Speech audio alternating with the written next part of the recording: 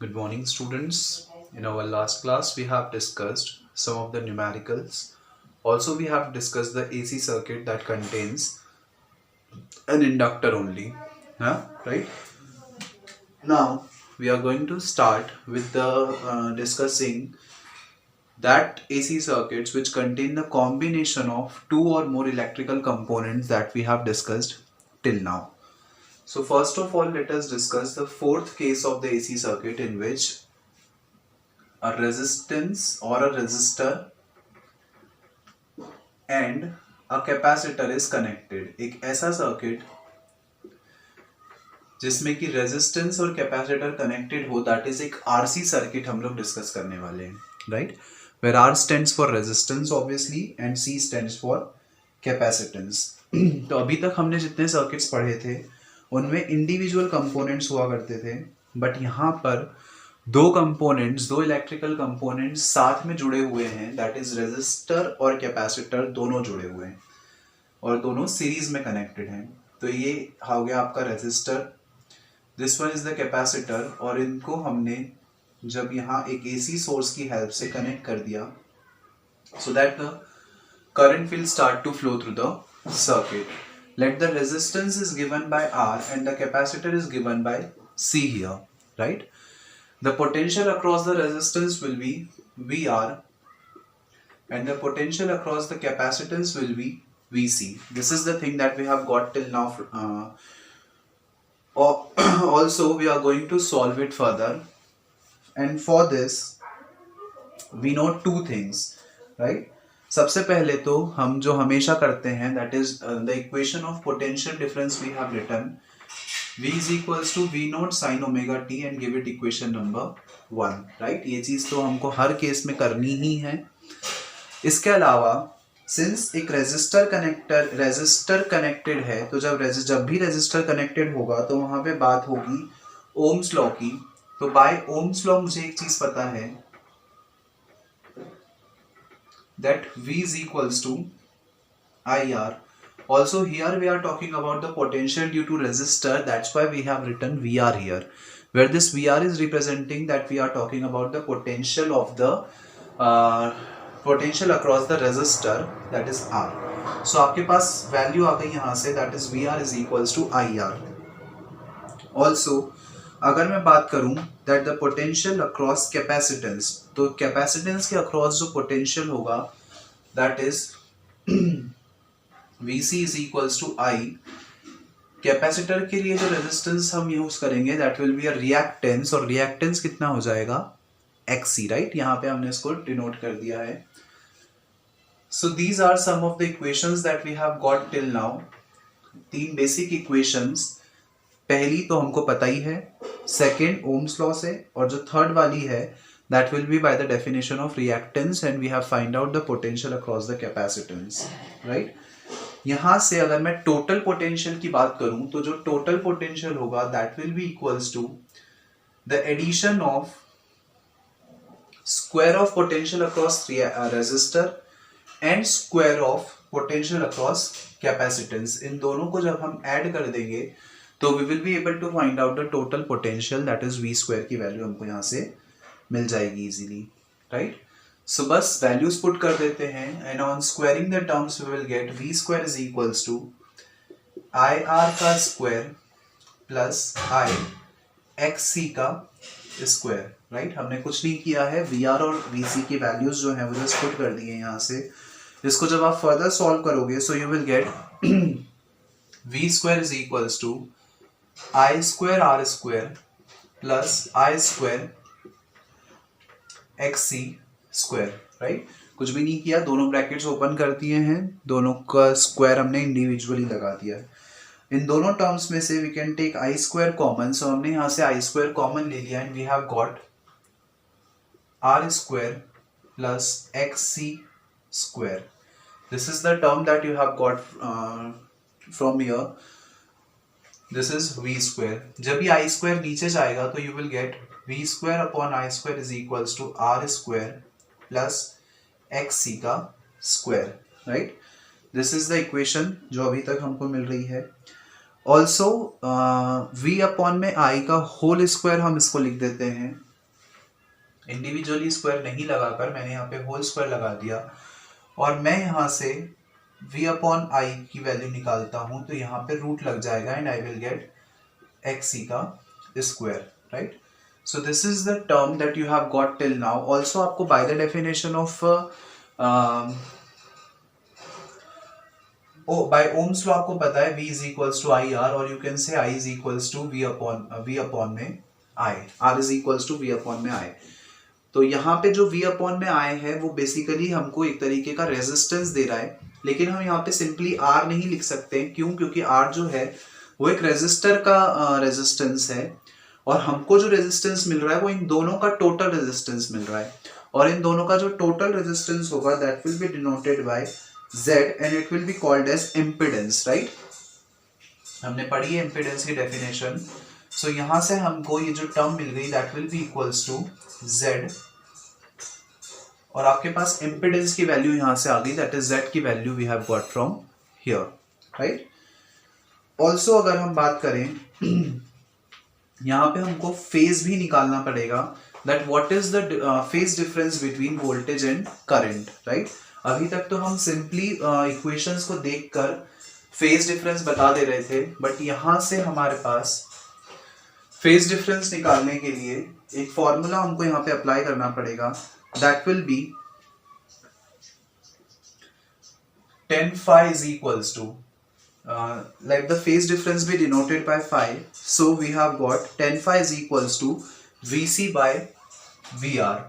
That is the potential across the capacitor as well as the potential across the resistor. इन दोनों का जो ratio होगा वो tan phi के बराबर होगा. यहाँ पे हमको दोनों की वैल्यूज पुट कर देनी है and we will get tan phi is equals to Vc की वैल्यू हमारे पास आ जाएगी that is I xc and Vr की वैल्यू हमारे पास आ गई I R.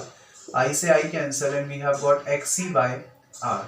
This is equals to what? This is equals to tan phi, right? That tan phi is equals to xc upon में R. इसको मैं xc को हम लिख सकते हैं 1 upon में ओमेगा c, 1 upon में ओमेगा c R, right?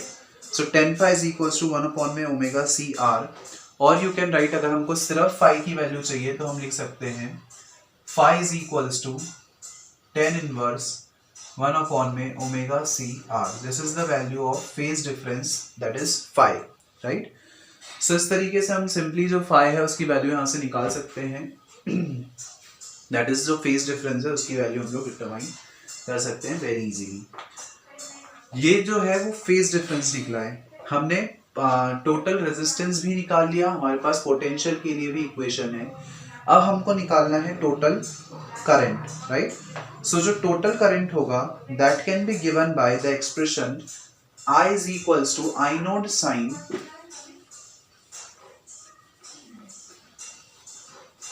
जो टोटल करंट होगा that will be I is equals to I naught sine omega t plus five, right. आपको पता है एक ऐसा सर्किट जिसमें सिर्फ रेजिस्टेंस लगा हो उसमें V और I दोनों सेम फेज में होते हैं, राइट. और एक ऐसा सर्किट जिसमें सिर्फ कैपेसिटर लगा हो उसमें जो करंट है वो वोल्टेज को लीड करता है 90 डिग्री से. तो हम ये बोल सकते हैं कि एक ऐसा सर्किट जिसमें केवल रेजिस्टेंस लगा होगा उसमें V और I जो है वो सेम फेज में होंगे, राइट. मतलब कि जो रेजिस्टर है उसमें जो VR का डायरेक्शन है फिर that is denoted by this. So जो करंट होगा IR वो भी इसी डायरेक्शन में जाएगा. लेकिन अगर मैं एक ऐसे सर्किट की बात करूं जिसमें कैपेसिटर लगा हुआ है तो कैपेसिटर में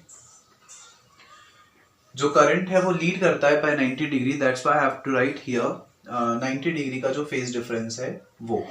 अब वेक्टर से हमको पता है कि इन दोनों का जो नेट रिजल्ट होगा it will be acting in some direction like this, right. So इन दोनों का जो नेट रिजल्ट होगा that will be denoted by the line that is being drawn here. इसका मतलब इन दोनों के बीच में जो डिफरेंस होगा जो करंट है वो लीड करेगा कितने एंगल से? फाई एंगल से, राइट. लीड ही क्यों करेगा? क्योंकि रेजिस्टर के केस में सेम फेज में थे कैपेसिटर के केस में 90 डिग्री का फेज डिफरेंस था, करंट लीड कर रहा था, तो जब करंट वहां पे लीड कर रहा था तो इन दोनों का जो रिजल्ट होगा उसमें भी करंट लीड करेगा, और वहां पे 90 डिग्री से लीड कर रहा था, यहाँ पे डिफरेंस सिर्फ ये है कि वो 90 डिग्री से लीड नहीं करते हुए एक पर्टिकुलर एंगल से लीड करेगा, and that angle is denoted by phi here, right. So hope this thing must be clear कि हमने यहाँ पे फाई क्यों लिया है। That is, the phi is the angle by which the V is leading, the current is leading the voltage by, the total current is leading the voltage by an angle phi, right? Also, you can write this as I node is equals to V node by Z. By the definition of I node, we have got V node by Z here, और अगर मैं यहाँ पे Z की value put कर दूं, so that I will get I node is equals to V node by under root of, जो हमारे पास Z की वैल्यू आई थी वो नोट कर लेते हैं, that is R square plus 1 by omega C square, that is R square plus 1 by omega C square, right. So this will be the expression for I node in the case when this will be omega square C square when the resistor and the capacitor is being connected in the circuit, right?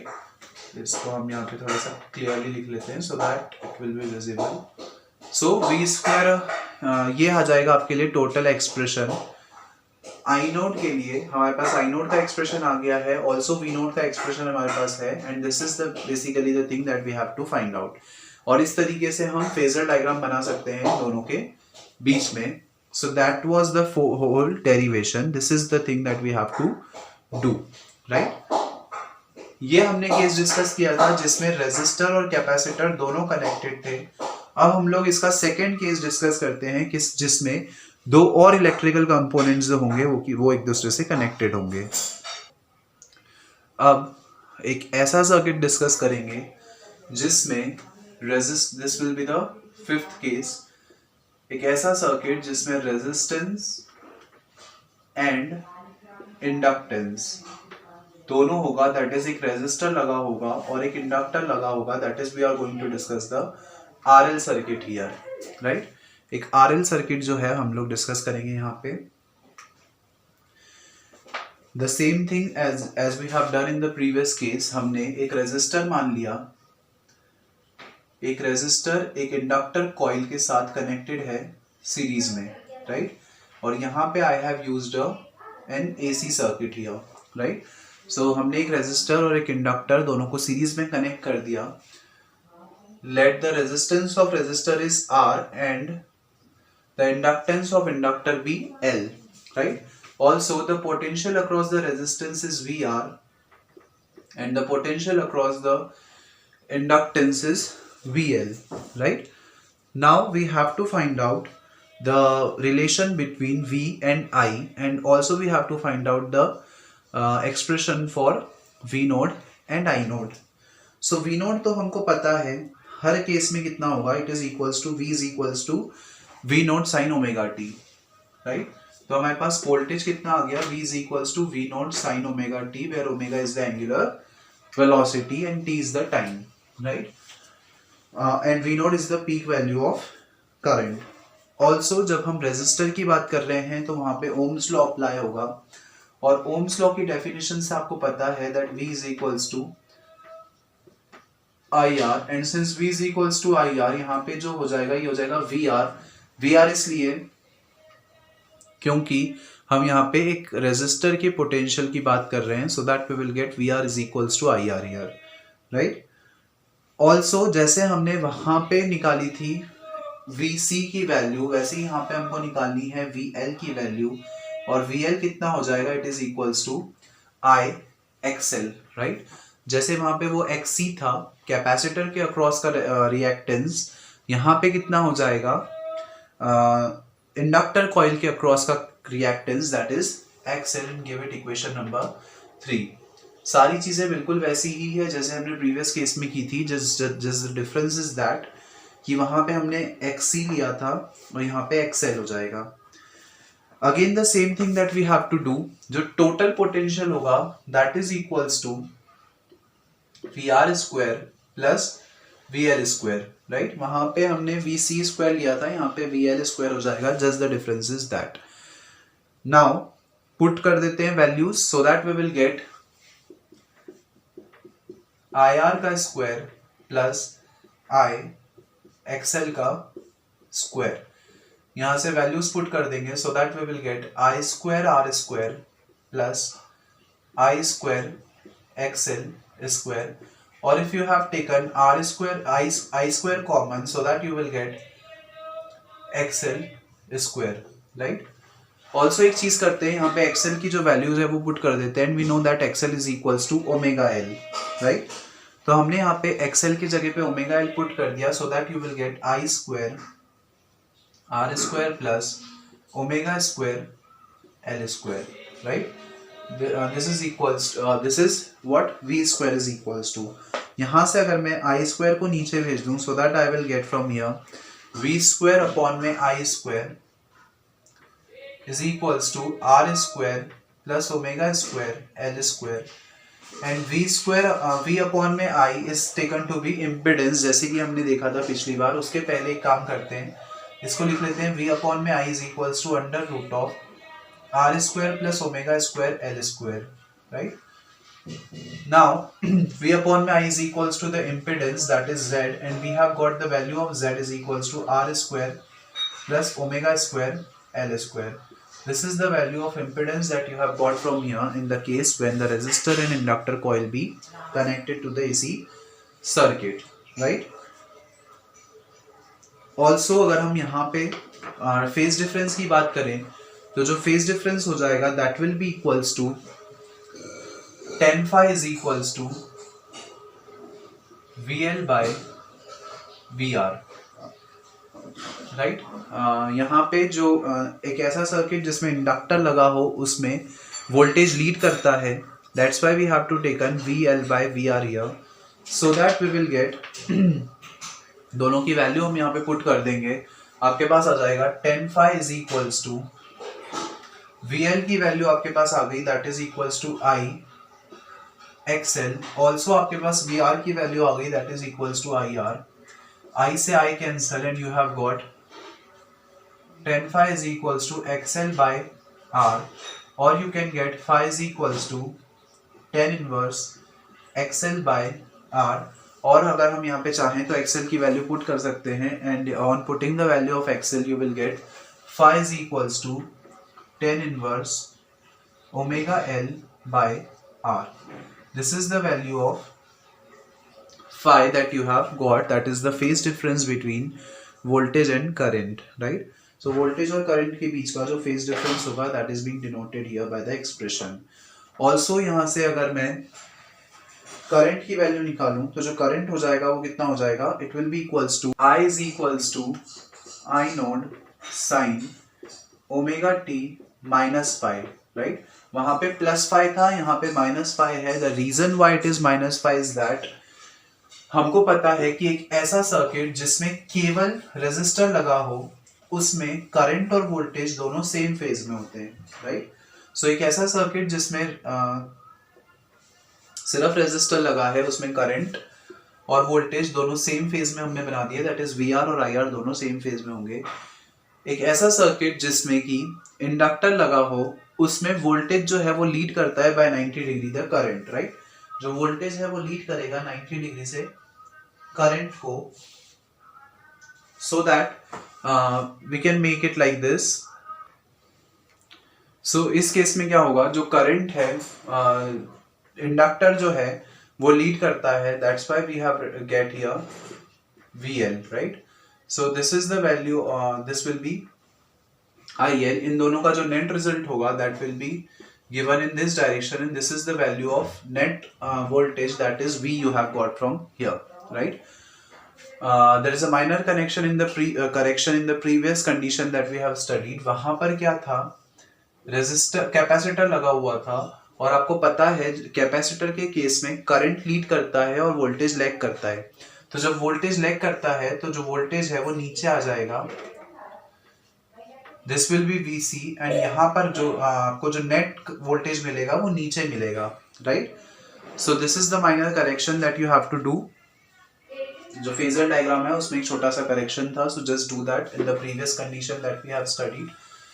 सो इस condition में जो phi है that will be, this will be phi. तो यहाँ पर जो potential होगा वो लीड करेगा बाय फेज डिफरेंस phi.